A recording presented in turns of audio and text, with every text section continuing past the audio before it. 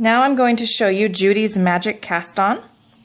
So the first thing you're going to do is identify your tail and your working thread.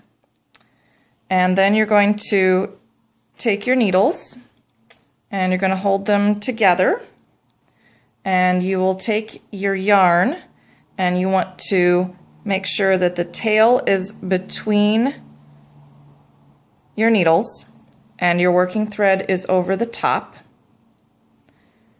And you want to make sure that you leave enough thread in your tail to account for part of the stitches you'll be casting on.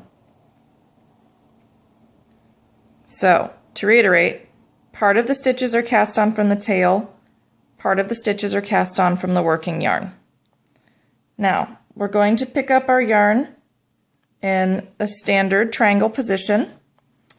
So I'm going to use the tail to go over my index finger, the working yarn over my thumb, and the first thing that I want to do is take my two needles, and you can see I have one stitch that I'm holding here. That's your beginning stitch that you wrapped on. And I'm going to take both needles up and wrap the tail yarn around the bottom stitch. Now I'm going to use the working yarn as a top stitch.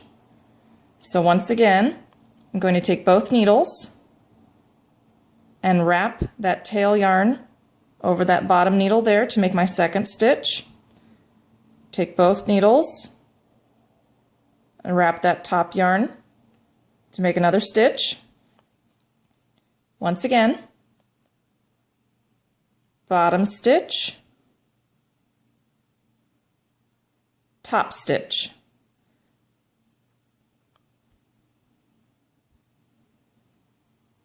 And there we have an equal number. Okay, now when I go to start working, I'll have to be aware of where my tail yarn is because I want to make sure that that last stitch doesn't become too loose.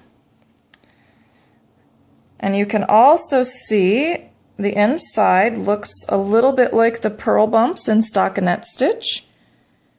So this is the inside of your cast on, this is the outside, and these are the rows that you will work to start your sock.